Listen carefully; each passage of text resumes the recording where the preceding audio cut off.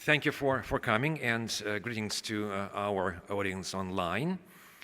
We are happy to begin the first working session of this conference, and the topic will be dedicated to character assassination in international relations, especially international conflicts. I'm Shiraev from George Mason University. I will chair this panel.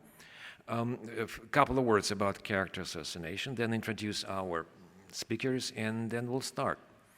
Well, this is a new subject, relatively new subject in international politics, in sociology, in political science. Character assassination is, or character attack rather, it's an attempt to damage reputation of a person. Can be deliberate, can be not, must be taken in different contexts. Reputation is our public image. I may be a good person, I may be a hardworking individual, however, it's a different thing that people, different context from which people see me will determine my reputation. And it matters in international politics, it matters in politics because the way people see people in power, the way people see people who are elected or not is important for their effective governance. But how about international politics? Is it really an important subject? If it is, how does it affect politics and how we can describe this impact? So this is a panel about this. It's about contemporary international relations. We will also delve into history and find some analogies and maybe learn from them. And also definitely we will discuss and we'll take your questions. I hope we have answers. Once again, I'm Shiraev. I represent George Mason University, US. I am a political psychologist and also teach international relations. We will have Andrew Armstrong, who will start. He's a professor at George Mason University, specialization in international relations. And Martijn, Icks, University of Amsterdam, he's a historian. He'll help us with the historical perspective of the subject, and so the conclusion will belong to Holger, Mölder from Tallinn, Tallinn Institute of Technology. Will be concise, precise, and as everyone will take no more than 15 minutes. I'll be really strict with the rules, and then we'll open the floor for discussion, statements, questions, and hopefully answers. Andrew, please. Okay, great. So thank you to our hosts for having us. Real big thank you guys for sticking around after lunch in the panel. So I will try to keep it quick and try to keep it informal so we can all leave a lot of time at the end for questions and discussion. So again, thank you all. I wanted to spend a bit of time talking about character assassination in the context of international statecraft. So it makes a lot of sense if we're talking about kind of personal attacks, negative attacks from the context of domestic politics. We're all used to mudslinging and how dirty and personal things can get. And the logic there typically makes sense because you have two competitors vying for a common audience, and that dynamic is fairly well understood. But what's less clear is why politicians choose to launch character attacks against international opponents when you're not vying for support of a common electorate, and you're not even sure if folks across the ocean are even tuning into what you're saying in the first place. So fear not. 10, 15 minutes is more than enough time to comprehensively cover this entire topic. No, I mean, that's absurd. So I'm going to do a lot of hand-waving at some very big issues, and if there are questions, and if I'm moving fast, I think we'll just leave a lot of that for the end. So again, I know I'm going to be moving quickly through a lot of very big things. Point well taken. We can always come back to issues. So I want to talk about three central themes. The first is how politicians speaking internationally with their character attacks, their character assassination, may have different audiences in mind. So some of it may in fact be targeted to folks abroad, but a lot of it is domestic signaling and domestic messaging, and they're not mutually exclusive, but you can take these different audiences and how they might impact political rhetoric. The second main theme is that international politics has always been negative, it's always been personal, and I think it's getting worse. We've had an ongoing theme here about relative optimism versus pessimism. I am the honorary captain of Team Pessimism. So if we need to, I don't think we're in danger of being too optimistic here, but I'm always happy to take us back and put a kind of a dour spin on things. And then the final theme I want to talk about is that character attacks aren't just an academic curiosity, they actually matter, or potentially matter, for interstate dynamics and international relations. So the first question, why engage in a character attack against an international foe? So the first broad category is you're actually trying to influence things internationally. So if you have a figurehead of a cause, of movement, an antagonistic country, you can get a lot of mileage by using a personal attack to kind of undermine the whole, right? So you have certain points in history where a leader becomes kind of synonymous with a country or cause, Napoleon, Zelensky or Putin today. And so by attacking the figurehead, it's kind of a proxy battle to attack your rival society more broadly. So we have, a heroic depiction of Napoleon, a more satirical version. Internationally, maybe you're trying to undermine their support in their own domestic audiences, but you may also be signaling to other international powers trying to reduce their ability to form international coalitions or reduce global support in some cause or conflict. That said, there are real limits to the impact of character assassination in a cross-national context. I mean, you have obviously language barriers where you can insult someone and just get a shrug because they don't know what you're saying. But more importantly, at least for much of human history, you have pretty profound media barriers.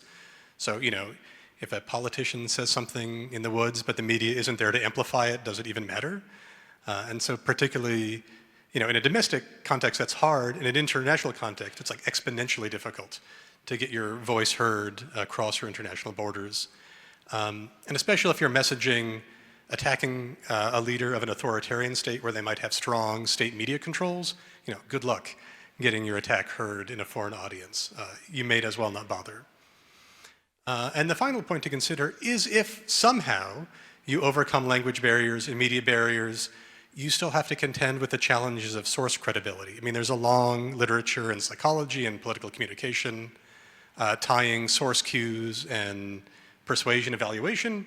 And if you're a leader of an antagonistic country, you're just not going to be believed or taken seriously in a cross-national audience.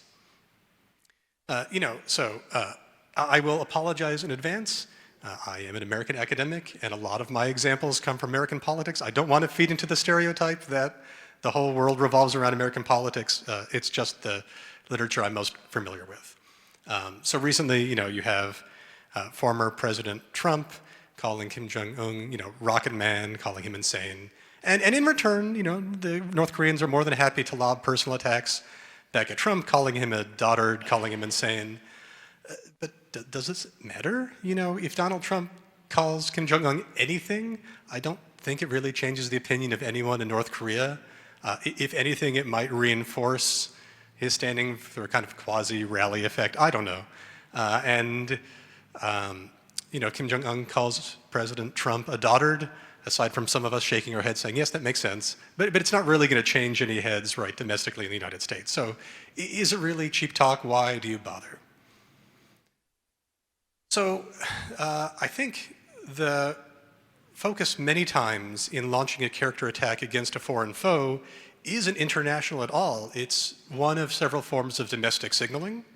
So one form might be you're trying to bolster domestic support for some policy, for some military initiative. And in this context, it's a useful strategy to kind of personify your opponent from a collective down to an individual. I mean, we're all psychologically predisposed to think in terms of individuals, and it makes for a really good rhetorical flourish when you talk about an individual evil leader versus necessarily some kind of amorphous collective. Like, we're just wired to understand the world that way. And in doing so, by launching an attack against some evil boogeyman from across the seas, you can help bolster policy or support a military initiative, or basically use that as a proxy to advance your own agenda. We see this in not too distant American history when we were marshaling support for the invasion of Iraq. If you read a lot of the transcripts of the debate coming out of the White House or coming out of the military or federal government, there was a little bit of a mention of, oh, we're going to go in and, liberate Iraq. But a lot of the debate was in strikingly personal terms, talking about Saddam Hussein as an individual, calling him, insane, a murderer, unhinged. And so, from the vice president, the president's secretary to state, you see a lot of the case for the invasion of Iraq cast in terms of character attacks and personal attacks, and not just some kind of amorphous invasion of Iraq writ large. So that was a very useful rhetorical strategy. And in fact, it was so useful, so having lived in the States during this period of history, it is really surreal to reflect on just how much of a boogeyman Saddam was made out to be. So you see what began as kind of a political foil from several different administrations until Saddam became basically a boogeyman in the popular conscience. So you have what you might see as a kind of traditional political cartoon. But he was also co-opted by South Park, a very popular kind of satirical show, Saturday Night Live. So, this character attack was so successful, he became like a grumpus in popular culture and remained there for, like 2 decades, a quarter century. So he was a very useful foil for many different American administrations to kind of personify a bad guy and advance their policy. Another component, this is also domestic but not necessarily tied to any particular policy, is to attack a foreign opponent as a form of kind of virtue signaling. And what do I mean by this? Well, if you set up an other as the personification of something evil, something bad, something dangerous, you can set yourself up to look really good in point of comparison. So it may not necessarily be to advance a particular policy issue, but just to kind of morally grandstand and build up your own brand. This particular photo is from a very famous address from former President Reagan during the kind of peak of the Cold War, where he stands up and in a very famous speech calls the Soviet Union an evil empire, and America and her Western allies, fighting the evil empire. And it's in very starkly good versus evil terms. And in fact, there is no accident that the venue was the National Association of Evangelicals. So, if you're trying to build up your personal brand, you are messaging in a way that's signaling virtue in an audience that's signaling your, religious Christian virtue as well. There really isn't any policy in the speech. It's all a way of kind of building your brand by knocking your opponent down.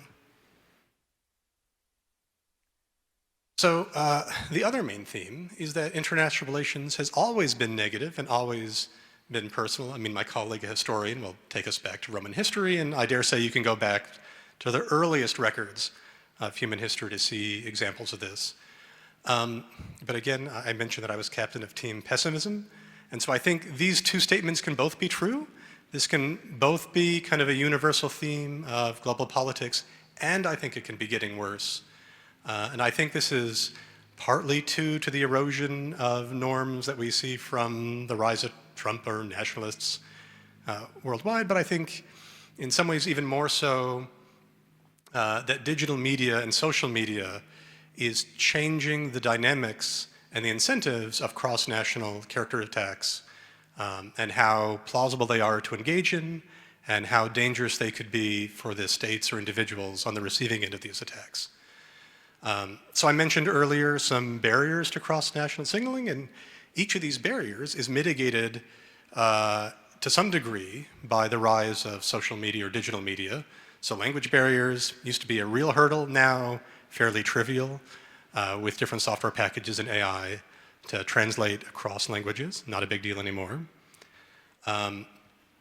We are struggling, even in a domestic context, with misinformation, disinformation, social media, new media, and how much we are in the wild, and how far we've moved away from kind of formal journalistic controls, formal media controls. And many of the same dynamics tie into and exacerbate international misinformation and character attacks, where you no longer have the firewall protecting a domestic audience to the same degree from international signals as you would have in the past. And then finally, and I think the most insidious one, is that digital media reduces the likelihood that source cues can mitigate the effect of character attacks. So now it is possible to pretend to be attacking from within your subject's own nation, so you kind of lose the danger of fearing the outside. And even more so, you can try to engage in credibility laundering. And what I mean by this is you inject an attack or a negative narrative into a target state, and you hope that those themes are picked up by members of the domestic audience, and then they do the amplifying for you. So to kind of illustrate this point, I want to bring a lot of these themes together in a timely case study. Our speakers before lunch were spending quite a bit of time talking about Russia and Ukraine. And I think beyond the kind of kinetic battlefield that we were talking about before, we see kind of a parallel battlefield in public opinion and character assassination that both sides are engaged in. So you have Zelensky as the figurehead of the Ukrainian cause, and he has really very effectively blurred the line between his personal brand and the Ukrainian brand. And similarly, in Russia, a lot of the rhetoric is focused on Putin as an individual and not just on Russia writ large. So, there is a tenuous power of setting yourself as the hero in this narrative. On one hand, Zelensky has been, hugely successful through his personal bravery that we were talking about before and his personal magnetism, really embodying the Ukrainian cause. And I think individually it's hard to overstate how much he has done as a brand for Ukrainian resistance and for their standing overseas. But the flip side of kind of blurring the line between the individual and the cause is if you can manage to undermine the individual, you can, by association, undermine the cause. I mean, that's one of the core tactics of character assassination. It's kind of the aphorism, the bigger they are, the harder they fall. And so he's been successful now, but it still makes him a prime target for Russia, and he's always been a prime target to try to undermine his brand. So how are we seeing the blurring of the lines now between domestic and international character attacks? Well, a quick quote here: Ukraine has elevated a celebrated Nazi in its ranks, the comedian in cargo pants, a man called Zelensky. If we were a class, I would ask for volunteers, but I will give us the answer. Is it a hand? No. So this is not a Russian source.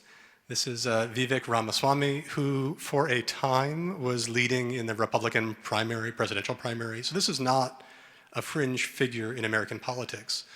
And in fact, if you listen to a lot of American discourse about the conflict in Ukraine, Zelensky has been called all sorts of bad names, from a Nazi, a comedian, a drug addict, corrupt. I mean, a whole litany of terrible things. So clearly not everyone has bought into this hero narrative. But the striking bit is that a lot of these messages rhyme with the same messaging coming out of the Kremlin. And this is not by accident. So a lot of this negative character attack has originated in Russia and managed to infiltrate the American domestic debate.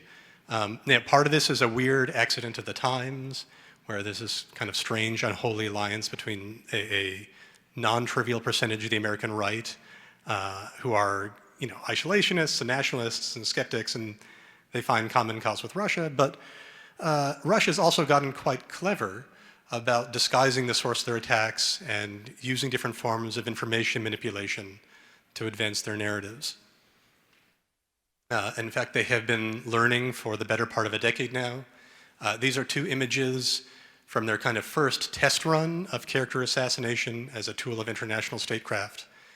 These are taken from the 2016 US presidential election, where they were trying to push the scale against candidate Clinton and for candidate Trump.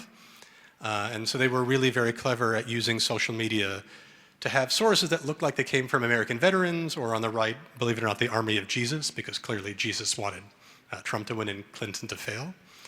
And so if you are an American consumer of information, you don't know necessarily the origin of these character attacks, and that's part of what makes it so effective. And then if you hear them parroted by your own domestic politicians, what started as kind of a trivial, potentially a bit of cheap talk, really begins to have some teeth. I don't want to spend too much time. I'm happy to return to this during the Q&A, but there are some things being done to mitigate the impact of cross-national character attacks and the vulnerability. But I will cut myself off from now, and I'm happy to return to it in the Q&A if we want to talk a little bit about what you can do to counter this as someone on the receiving end. Thanks, guys. Thank you. It was Andrew Armstrong. Now, Martijn Icks, University of Amsterdam, will talk from a historical perspective. Must mention that Martijn and I have been working together for more than a decade, and subject of character attack is one that unifies us. Martijn, the floor is yours. Yes, thank you, Eric.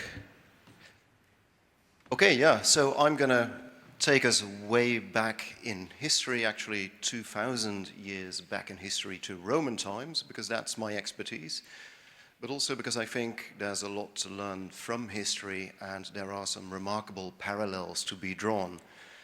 Character assassination, slander, fake news, all of these things are not new, but they're probably as old as civilization. And many of the things that Andrew has been talking about, I think you will also recognize in the case study that I'm going to present to you, which is about a civil war between Octavian, a Roman, and Mark Antony, who sides with Cleopatra.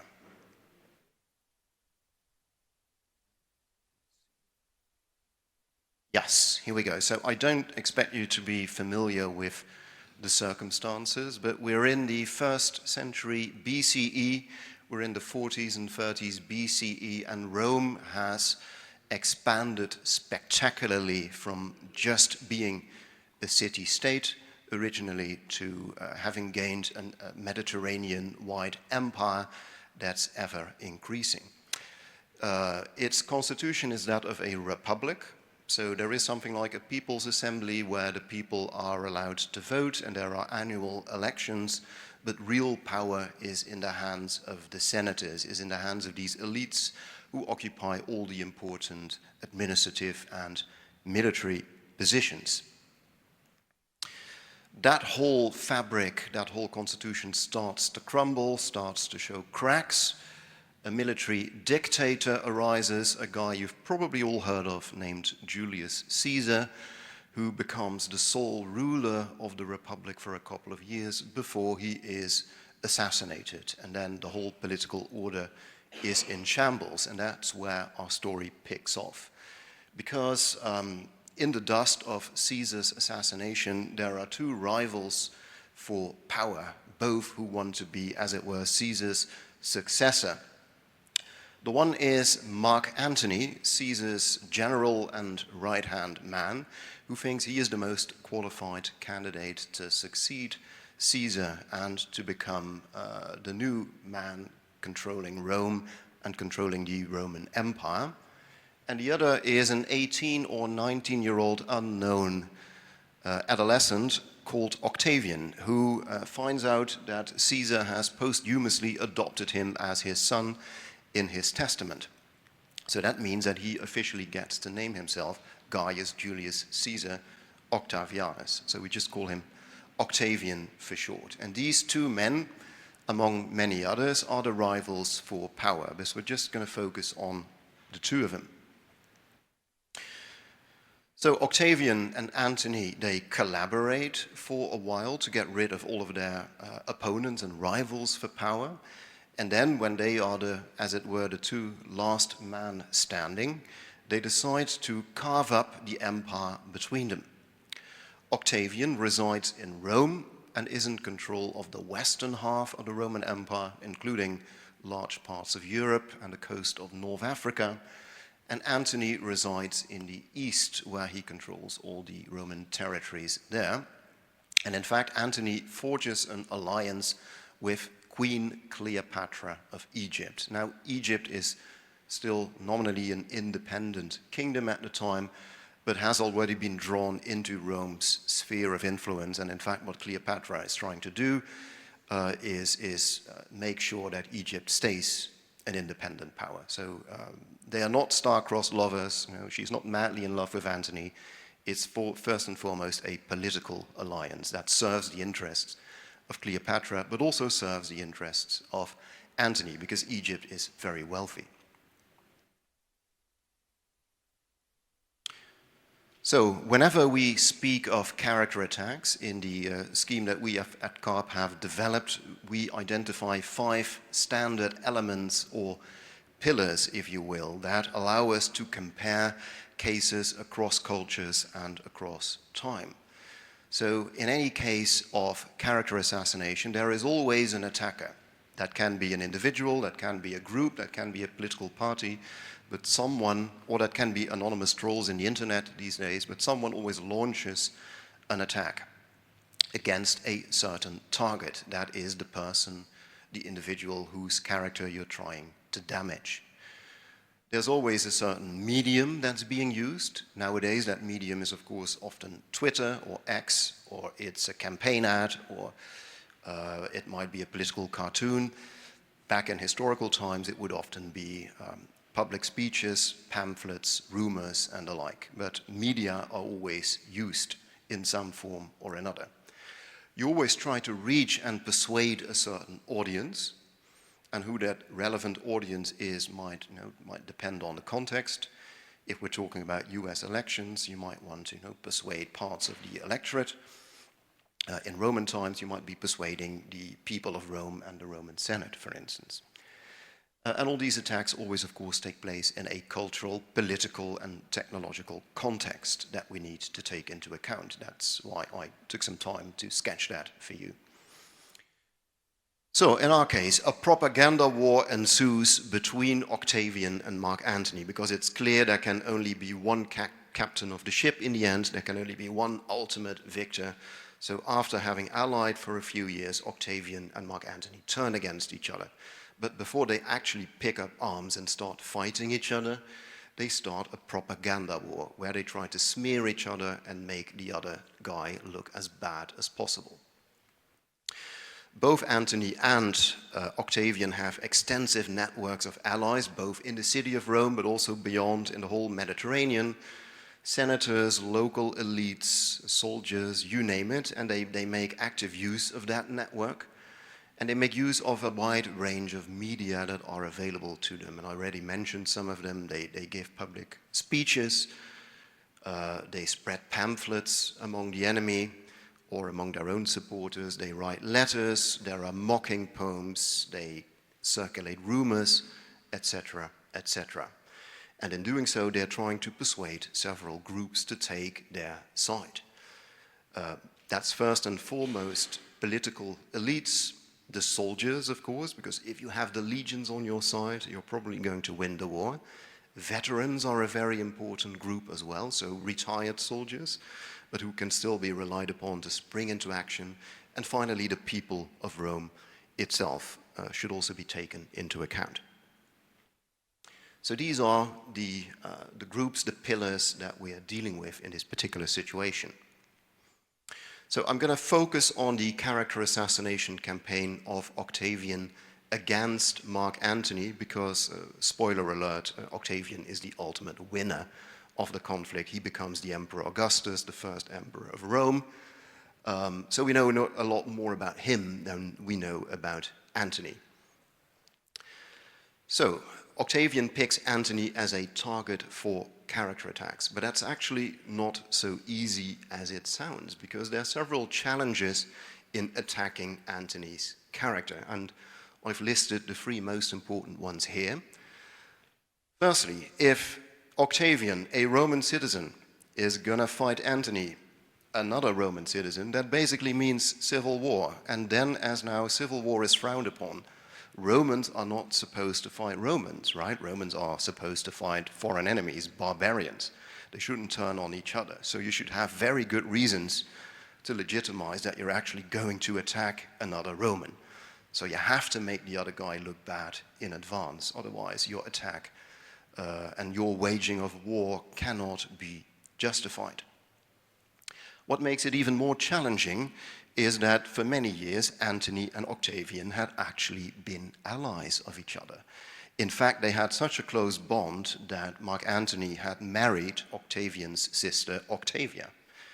So there's even a marriage involved there. And then to suddenly turn on your long-term ally, of course, does not look good.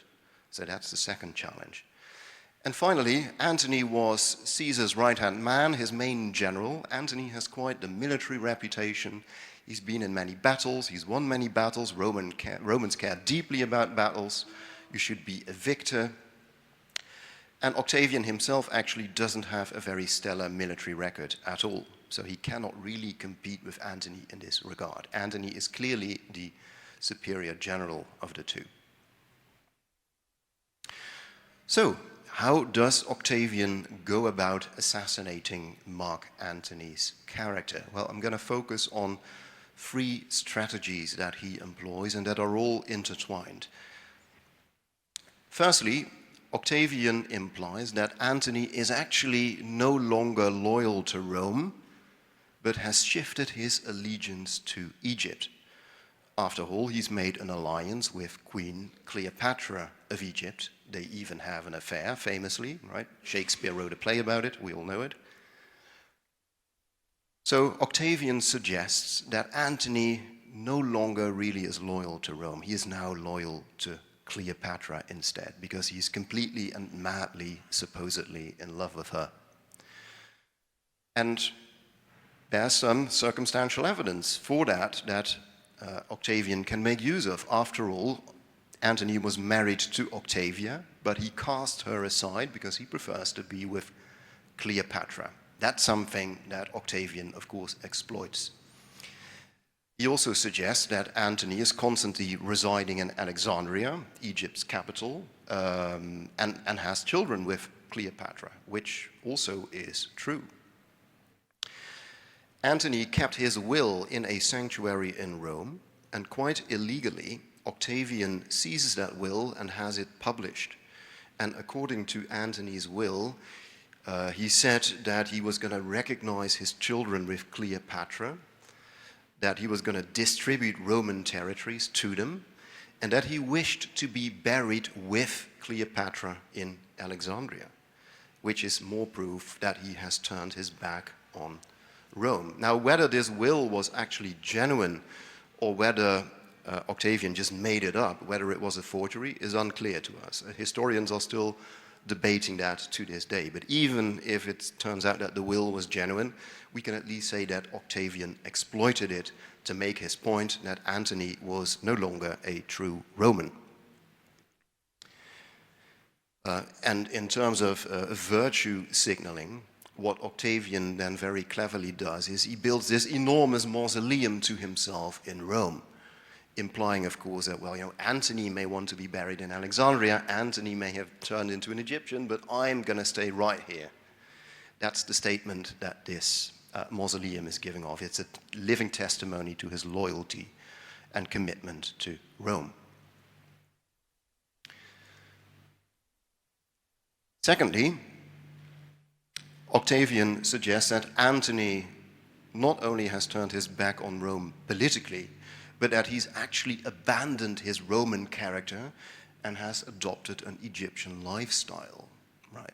So the Romans imagine that they have lots of masculine virtues, like they are victorious in war, they show restraint, they show patriotism, they show dedication, whereas Egyptians and other Oriental peoples, as the Romans saw it, were characterized as being weak, effeminate, decadent, luxurious. You can find all sorts of cultural stereotypes in the sources, and Antony is now smeared with all of these Oriental stereotypes. He sits there in Alexandria and he's been seduced by Oriental luxury and has forgotten that he was a virtuous Roman general. So Plutarch, who writes a biography, says that it dissipated and destroyed whatever good and saving quality still offered resistance once Antony fell in love with Cleopatra. This is a fragment from a speech that Octavian presumably gave to the troops, where he says, who would not weep when he hears and sees Antony, a man twice consul, etc., etc., when he sees that this man has abandoned his ancestors' habits of life, has emulated alien and barbaric customs, pays no honor to the gods or to the laws of his fathers. And so Antony has also culturally turned his back on Rome, has become an Egyptian, a foreigner, basically. Expressed very well also by this painting, illustrating an ancient anecdote where Cleopatra gives this lavish banquet, and you see Antony sitting there, completely overwhelmed by all this oriental luxury, and this is the moment where he supposedly falls in love with Cleopatra, and he goes over to the other side. Finally, and that's the brilliant twist, Octavian suggests that the true enemy of Rome is not Antony, that Antony is just a footnote, but the real enemy is Cleopatra, the evil queen of Egypt, who has seduced a good Roman man and has turned him into evil. So he even persuades the Roman Senate to declare war, not against Antony, but against Cleopatra, which turns what could be framed as a civil war, turns it into an international conflict with a hostile foreign power. A vote was passed to wage war against Cleopatra and to take away from Antony the authority which he had surrendered to a woman. Antony is just Cleopatra's stooge. She is the real enemy of Rome, and that clears Octavian of any accusations of civil war. So, to wrap up, war finally ensues. Octavian is victorious, Mark Antony and Cleopatra commit suicide, and Octavian becomes Rome's first emperor, the Emperor Augustus. So we see that already in ancient times there is a substantial information warfare going on, character assassination in this conflict between Octavian and Mark Antony, where Octavian employs strategies of alienation, he employs cultural stereotypes, he emasculates Antony's masculine image, and he ridicules his opponent. So in that sense, nothing new under the sun, I think. Over to you, Eric. Thank you so much.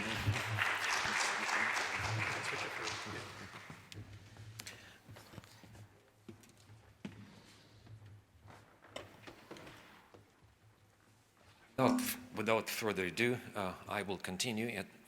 As you noticed that Andrew Armstrong introduced the concept of character assassination and justified the importance of studying it, Martijn delved into a historical fact, suggesting things that we may use in our understanding of politics of today. My brief presentation will be about what kind of evidence we use, what evidence we use in our research, and how we apply this evidence to the theory and also hopefully application. We represent CARP. It's a lab, international research lab. We study character assassination applications, and we do have many associates around the world. And also, just using the occasion, should say that we have our 5th conference in March. Will be near Washington, D.C., and follow our announcements. You can easily find us online, CARP Research Lab, Study Character Assassination. I'll begin with a case in point, then we'll ask some questions and answer them myself, and then illustrate those answers in several examples and make a conclusion, so we'll be finishing on time as planned. Case in point, Mao Zedong of China and Nikita Khrushchev of Soviet Union didn't like each other. Despite being leaders of 2 huge communist countries, and despite quite authoritative leaders in their countries, they claim loyalty to Marxism, Leninism, but their personalities clashed. The struggle in the second half of the 1950s was strategic, ideological, political, cultural, but also, ultimately, noticeably, it was really personal. Mao, and I quote, just been documented by the witnesses and by numerous sources, and I use only a few examples. Mao called Khrushchev shifty, flamboyant, shallow, a liar, two-faced, and pathetic. Khrushchev called Mao ungrateful, arrogant, capricious, and all galosh. What is galosh is a rubber boot, just very popular in the 50s and the 60s.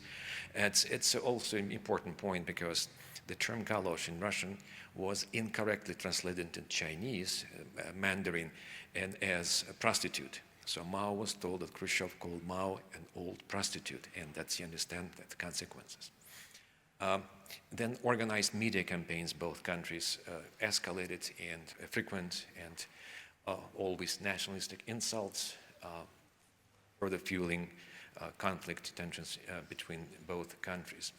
And cooperation between them collapsed, and joint projects abandoned, and Soviet and China cut off their relations to the point of hostilities. Questions I am asking is that, and statements I make right here, this interconnected, that we don't believe that character attacks cause international conflicts, although those of you who study history may say, well, there's some cases like a Franco-Prussian war like back in 80s, 70s, certain infamous telegram, and that caused the war between two great countries. Well, it was just an incident. The war, the causes were brewing, and the telegram, which was misinterpreted and corrected and edited, was just the last straw that broke the back of the camel. We believe that tensions rise first. There's environment, and then insults, simply character attacks, they emerge as tool of signaling and also mobilizing public opinion in home countries, and also serve as important proving point of political leaders. They like what they say, they enjoy what they say, they sort of prove their own importance and prove that their position is right. Questions I ask here, and we ask, what roles do character attacks play in politics, international politics in particular? Of what is taking place in the heads of political leaders when they're insulted, ridiculed, called names, humiliated? Do they care about that, or just they are thin-skinned and must reply to every insult they hear, especially from foreign leaders? Can this attack be simply ignored by people in power? Just simply forget about this and move on. And also, how these attacks contribute to mistrust between two states, how they sustain conflicts, how they affect the rising tensions, hostility, and complicate, even derail international efforts. So, and we believe that impact is quite significant.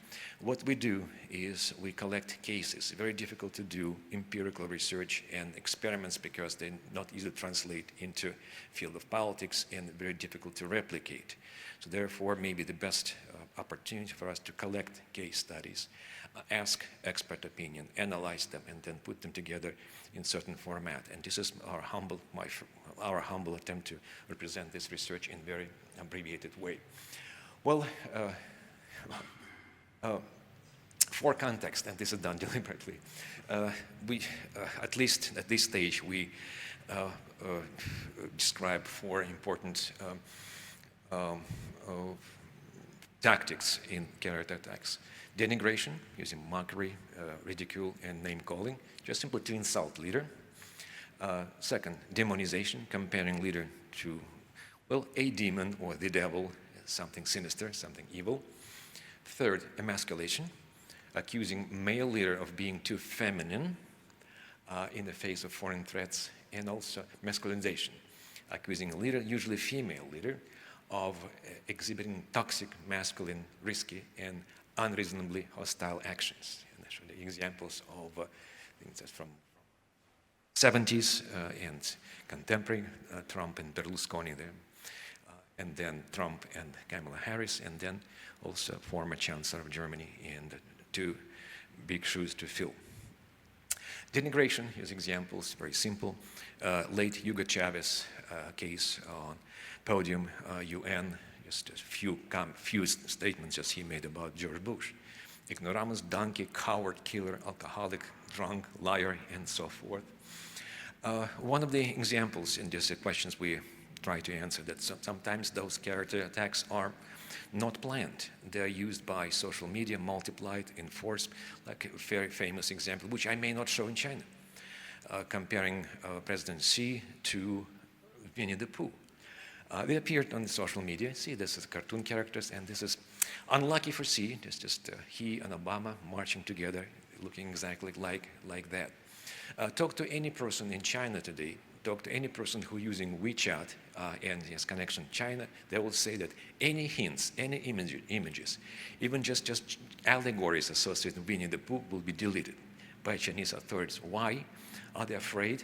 little bit later, I will address this question and tell you that this simple comparison of President Xi to Winnie the Pooh is considered to be insult of a leader, especially if it's done by foreigners, but also by Chinese nationals. More about this later.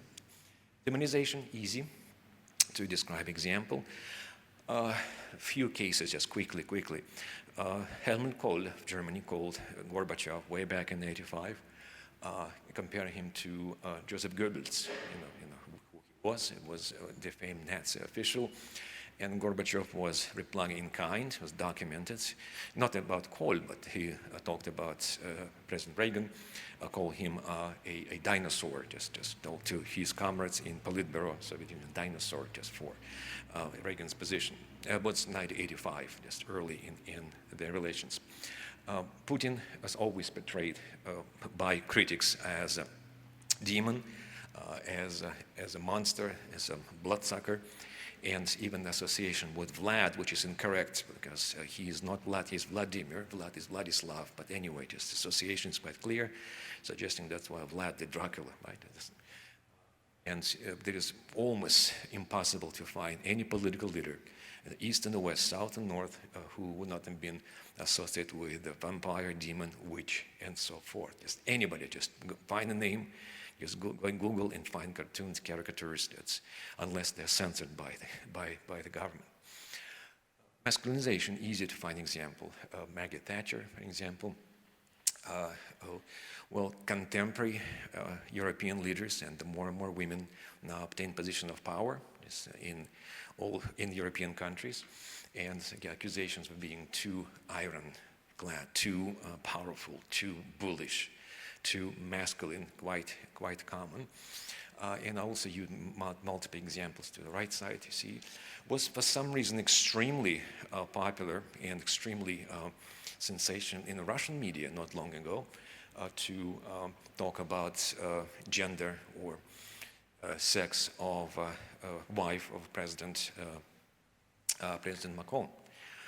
So it just, I was surprised. Just people ask me question: is it true? Just is she a man? In fact, does it really matter? No. Well, just all Russian media just fill up with those comments. It's a really massive media avalanche of reports and papers about her being actually a man, just showing that's her transition in the past. And finally, here on the list, emasculation. So insulting and comparing leader to something diminutive, something small. I use only one example, and so the disputes among political science whether it actually happened, but the vast majority of people who told me about this, and they say, yes, it happened, but former President of Georgia, Saakashvili, calling President Putin Lily Putin, like just referring to a famous novel, Gulliver's Travels, about people, well, all people there. So essentially, it's just rhyming Putin, Lily Putin. It was not really well received in Russia because Putin is relatively not a very tall man. He is 5'6". It's about, you can translate metric system, so sorry for claiming ignorance of use so he's not very tall man. It's again very sensitive issue for him. And I'm not saying that it caused war, Russia against Georgia in 2008, but maybe it was one of the factors. Putin didn't like comparisons with a short man. 4 basic functions. Why do character attacks effective? Why are they effective? Why do they appear effective? Why are they affecting a policy? To mobilize supporters. So you send a message to your supporters, just still firm. You prevent defections from your camp, just to opposition and to opposition, swaying the undecided people, and also create confusion within opposition. We provide 4 conclusions here. It's not a character attacks that shape foreign policy, but rather the existing policies and tensions that give rise to attacks. Smears and insults, while potent, a reflection of deeper conflicts rather than root causes. However, character attacks can exacerbate ongoing tensions, inflate nationalist statements, and escalate hostilities, potentially derailing diplomatic efforts. Of course, further explanation will help us to understand this phenomena better and leaving us better prepared to anticipate and mitigate the fallout of such attacks. It's a work in progress. Thank you.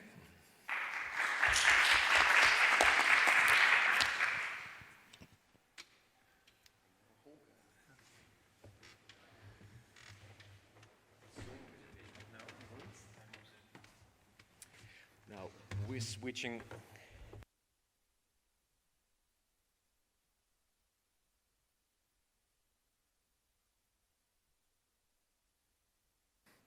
I think we're fine. So now we are transferring to Tallinn, Estonia. And Holger Mölder will talk about character attacks in the context of global knowledge warfare. We studied this phenomenon together for quite some time, and he will just share his comments about this phenomenon. And Holger, the floor is yours. Yeah, well, thank you, Eric. Well, it seems that I lost my presentation again.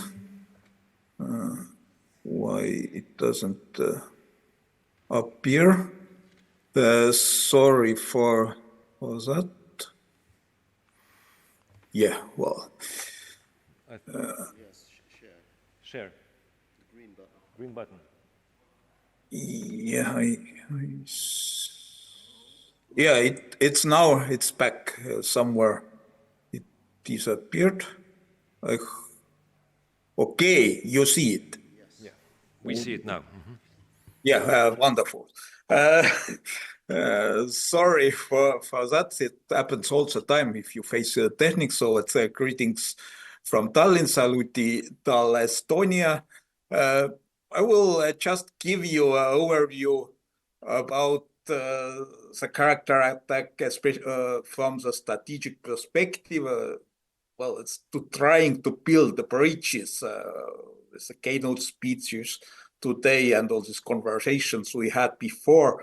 Well, because there is always a kind of environment which is more favorable such kind of attacks, or well, it tries to keep it balanced at least. Well, as you see, we have here two authors.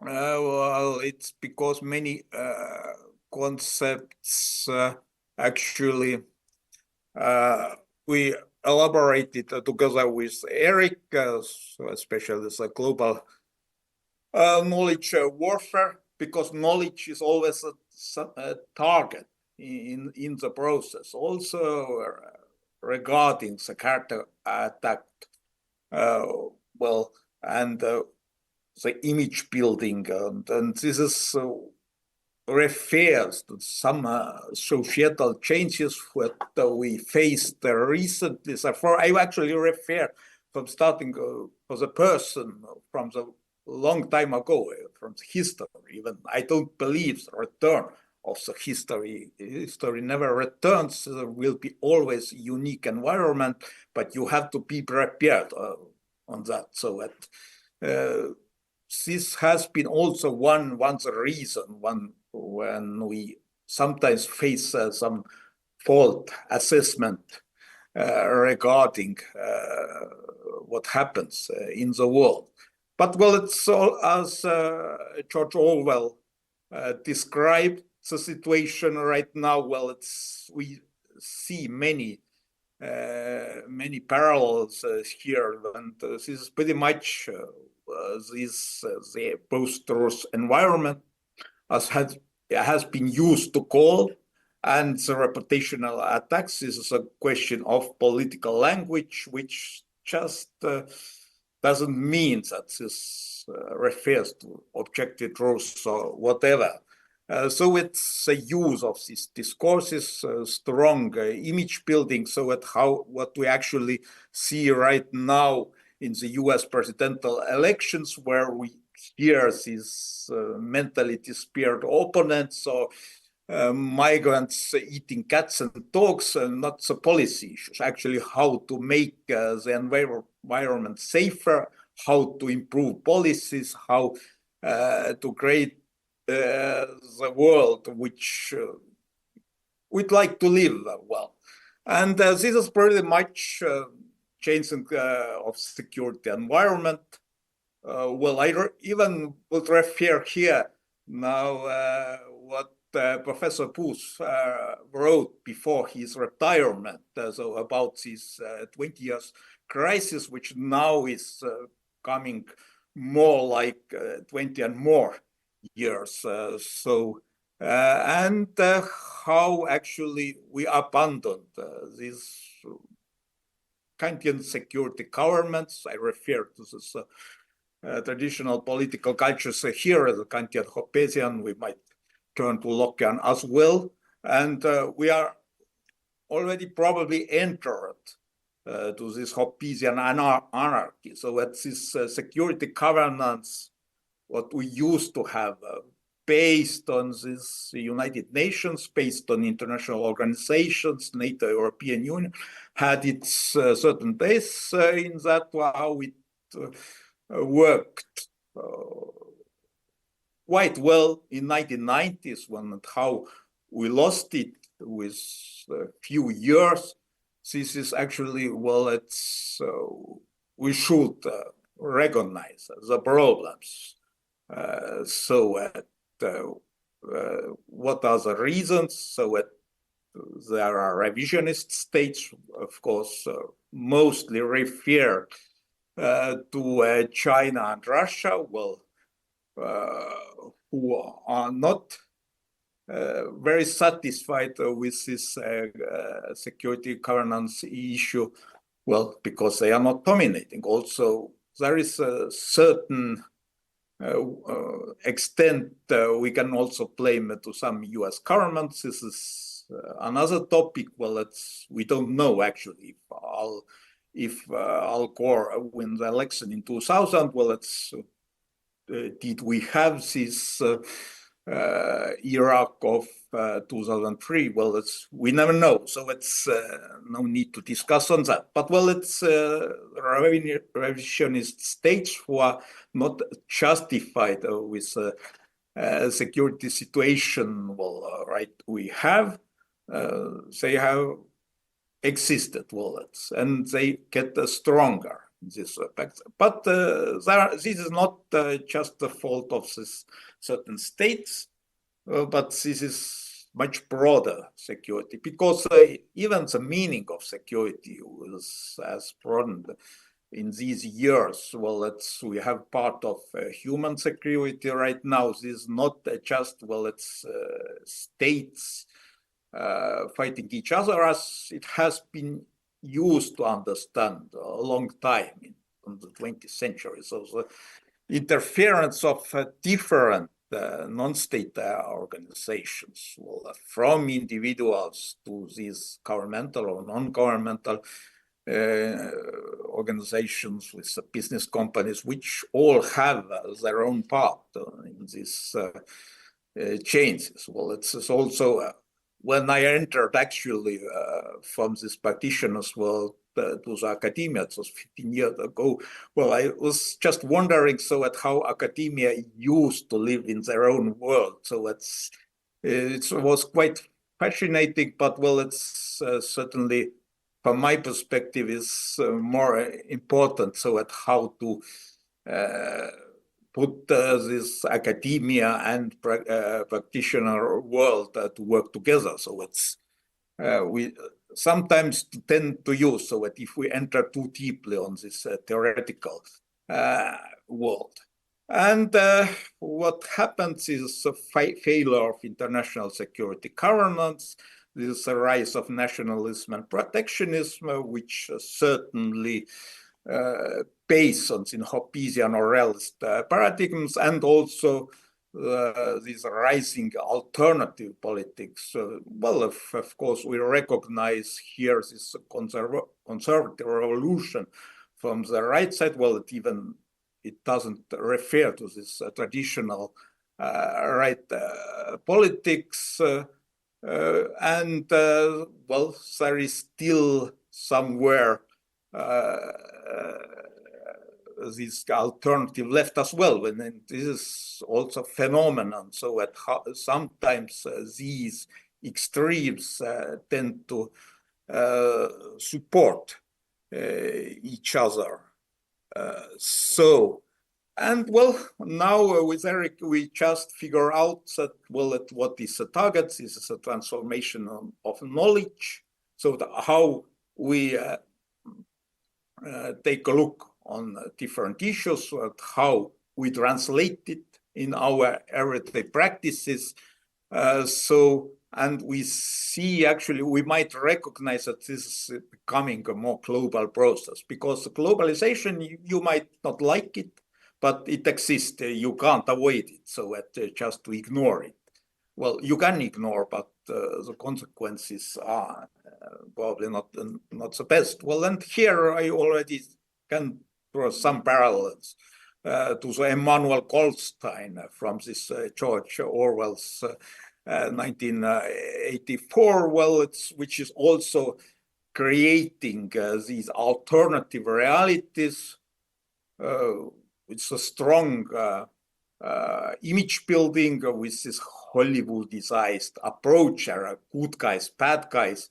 Well, and there are always people who tend to believe it. This doesn't mean that, well, this liberal democracy is accepted by everyone. So it's autocratic alternatives or even totalitarian one, they can easily get popular support. This is already, history has proven it. So it's a global knowledge warfare. It contains ideological warfare, this psychological warfare. There are different kinds of actors, this ideologically motivated, but also some states which just align with these ideological extremes, and for creating some emotions, pushing some emotions, fear, uncertainty. So we enter to this global knowledge warfare. And this also refers to my definition on this post-truth environment, so that every one of us can actually build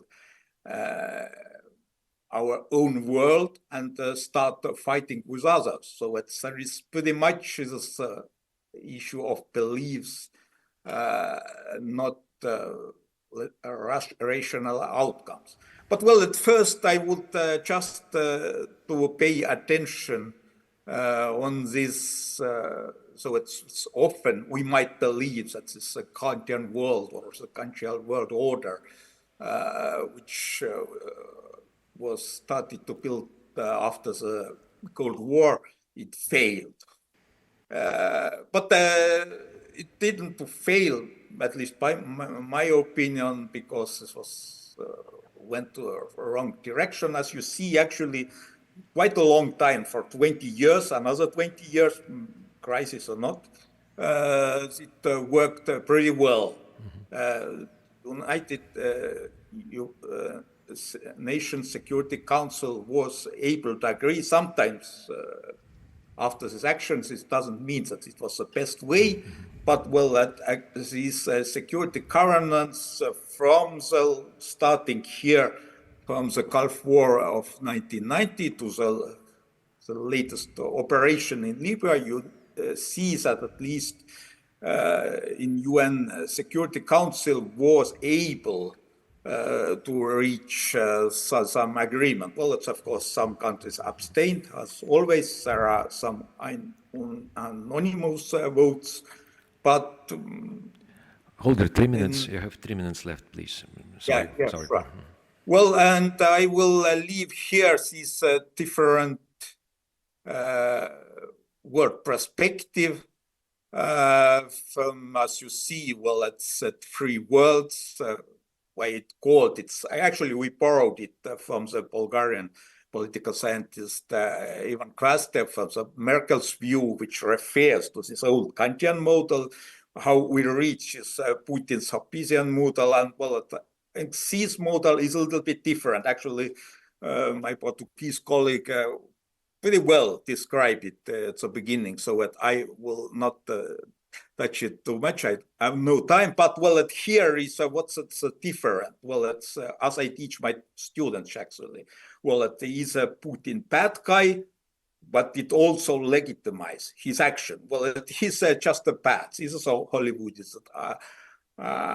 Hollywoodian approach, but well, it's action. Well, it's war is normality. Another alternative perspective, Putin is wrong. And this is criminal activity we have to manage. And this is an issue also for the crisis management as well.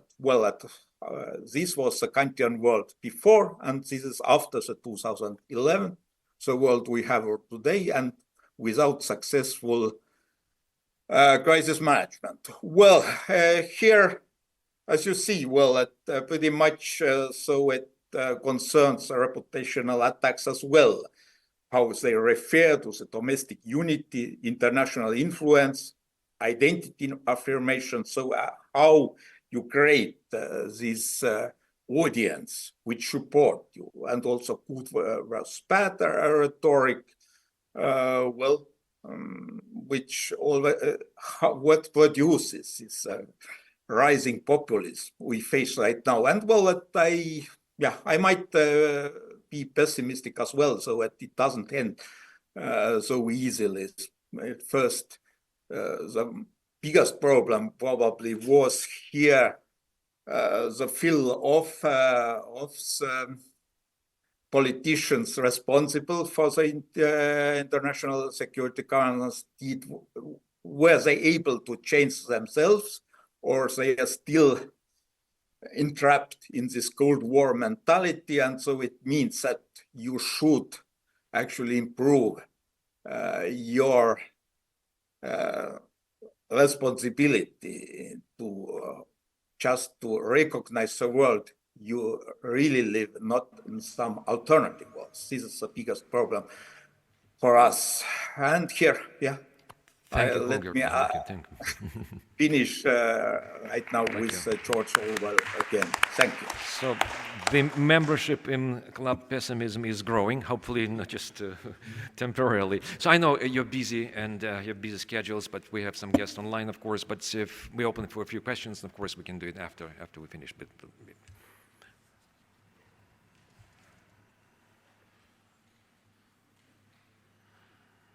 yeah, hi. Thank you very much for your great presentations, because character assassination is something really new to me, actually. In domestic level, yeah, we might see it, but international politics, it's a great project. Thank you very much for the presentation. I mostly gave attention about what the leader of the people, leader of the nation say about the other nations, but not, they are directly addressing to the nations, not the leaders. For example, in previous election, President Biden talked about Erdogan, but spare the nation by saying that, okay, we are not against Turkey, but we are against Erdogan. And the last time I checked, 2 days ago in the UN meeting, Netanyahu called the people of Iran, they said, okay, we are not against you, but we will liberate you from your government. So they are separating the government, nation, and the leader. So actually they are categorizing that we are against your leader, not you. So if you give up your leader, we are gonna not war or will not be against you.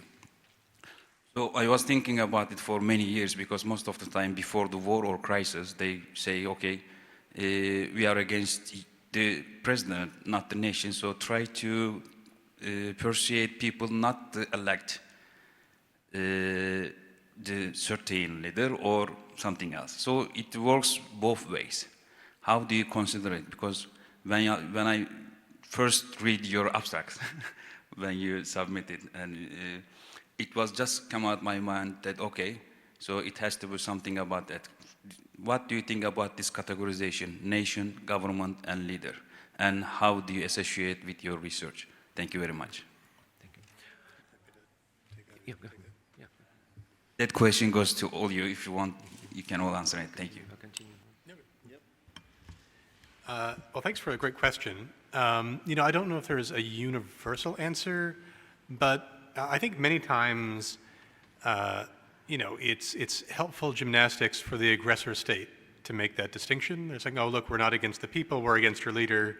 You know, if you throw your leader out, we have no qualm with you. I don't know how many times in history that's been successful, where someone has rattled a saber and the recipient nation has thrown out the offending individual.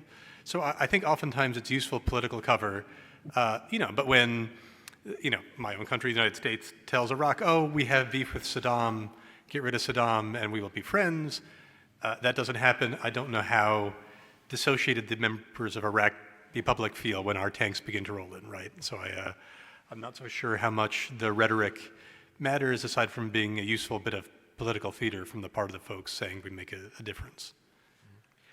It's always, almost, well, frequently, most frequently, it's any character attack is targeting domestic audience. Basically, you solidify your support. And not to appear belligerent, sometimes leaders do appear belligerent, but to suggest that we're a peaceful nation, we're a peaceful government. That's what, well, the thorn in the body of Iraq, we need to remove it, and just, otherwise we're peaceful, and you get domestic support for that. So it's very, very powerful messages. We're not fighting a war, we're just simply trying to remove the government. Putin said the same about Ukraine, and this was documented. We're not attacking Ukraine, we're simply liberating them from Nazi. Jewish person was accused of being Nazi, right? We are just bringing freedom to Ukrainian people from their corrupt government, but there's no war. Yeah, just a brief addition that, of course, this collective demonization can also occur in some cases, and I think particularly when there's an ethnic side to the conflict, and when it's one people geared against another people, and then you paint the other people as representing everything that's bad. So it's not just they're the victims of a bad leader, but the whole people is somehow ingrained with evilness. But then there's usually ethnic tensions, I think, and one people is pitted against another. And the more diplomatic route is to say, yeah, you're just victims of a bad regime, so we're going to take out the regime and we're going to liberate you like the US liberates Iraq, for instance. I don't want to be in direct dialogue, but just I think this way of targeting the leaders actually result in the opposite way they think. For example, if they oppose the leader, probably people of that country will choose the same leader because they don't want to be interfered or pressured by the other governments who they are going to choose. For example, in Turkey, whenever European or the American president, they say something about Erdogan, probably people will try to vote or vote not against him. Actually, pro-Erdogan electoral choices will rise. Yes, but I think the Turkish people are not the target audience in that case.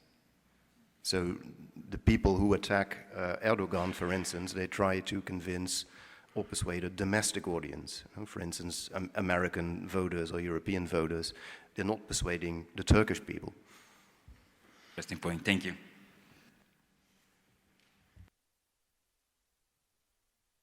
I have a question. First of all, thank you for this presentation and introducing such a good and interesting concept to us. My question is for all of you, because you all of them explained some part of the whole story. And I'm curious about how we can understand the difference between character assassination for the real reasons, such as invading or militarily intervening in a country, for example, Bush's tactic in Iraq or Putin's tactic in Ukraine, and the consensual fake fight between the leaders. For example, some leaders assassinate other leaders' characters for domestic reasons. How we can understand the underlying reason of this character assassination? Definitely there are several and interconnected reasons for to justify the attacks, and as I say, domestic, yes, to mobilize public opinion within. When a U.S. government during World War II was publishing caricatures and private newspapers portraying Japanese leader, particularly Tojo, as a monster, as a sea monster, as a horrible man, definitely was just attempted to dehumanize Japanese. And by the way, I can't pronounce this in this audience, but plenty of newspapers in U.S. were publishing papers with the headline "Killed in Japanese," basically kill them, kill Japanese, and was derogatory racial statement that kill Japanese people. It was accepted. Basically, understand that the United States was fighting the war there, and so when you dehumanize your enemy, it's easier to kill. But I'm not trying just to justify killing, but definitely this is definitely easier to kill. And second, as I said, I mentioned briefly, political leaders are human beings. They wake up in the morning, they have headaches, they have emotions, they have different pet peeves and individual idiosyncratic features, and quite often making statement against foreign leader is basically self-masculinization. I am powerful. Trump say, I could call Kim as a little rocket man. So, and when Hugo Chavez would call Bush, derogatory, calling him bad names, it's not necessarily to spoil mood of Bush, but just to mobilize public opinion in Latin America, first of all, say we're strong, we're standing up against Yankees. And second, just basically to feel comfortable. I can say that against this guy in White House, the most powerful man. All right, I can say that against him. So the individuals, they feel more powerful, they feel satisfied. Sorry for the analogy, children just call each other names on the playground. I feel myself powerful calling you a stupid idiot. So just the person knows that she's not stupid idiot, but I feel comfortable saying that because I just get more powerful psychologically. Yeah, and I think there's also just a universal inclination we have to personalize politics, like we like to personalize anything, right? So a party or a country is just an anonymous, faceless collective mass, but if you can slap a face onto it, you've got someone to hate.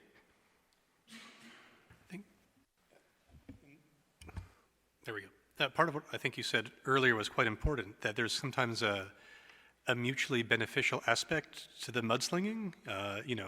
We each, if we're adversaries, we each have an advantage in slinging mud at the other in a domestic audience. We're very happy to keep up the kind of public word flinging spat because the stakes are so low. So, when Trump calls the North Koreans little rocket man and he calls Kim Jong-Trump, a dotard, they're both winning, right? Because the messages don't really matter internationally and they're both scoring points domestically. So it's kind of a win-win exchange. They're both happy to leverage character attacks for their own personal domestic audiences, and internationally, it's all cheap talk, right? I could riff for a minute, because I think there's an example that might also be useful, and it's somewhat timely with the tension that we're seeing now in the Middle East. But if we turn the Wayback Machine, even more years ago, time is moving fast, when Yasser Arafat was nearing the end of his career heading the PLO and Hamas was rising in power, Israel had a well-proven tactic of using character assassination as a kind of political jiu-jitsu. So, they did not love Yasser Arafat, but he was an enemy they could work with. He seemed to be more moderate, and Israel was quite skeptical of Hamas as a potential partner. So every time it looked like Hamas would gain power, Israel would say, all bets are off. We are now willing to target Yasser Arafat and personally assassinate him. They never did, but it always kind of responded in a kind of rally effect where the Palestinians would say, you can't kill our historical, lovely leader. And then they had a rally of support, and for a time that would kind of kick Hamas back a bit. And so I think there is different levels of strategy, and absolutely right. I think you mentioned the potential of these attacks to backfire. I think that often happens, and sometimes a really clever state will use that to their advantage as well.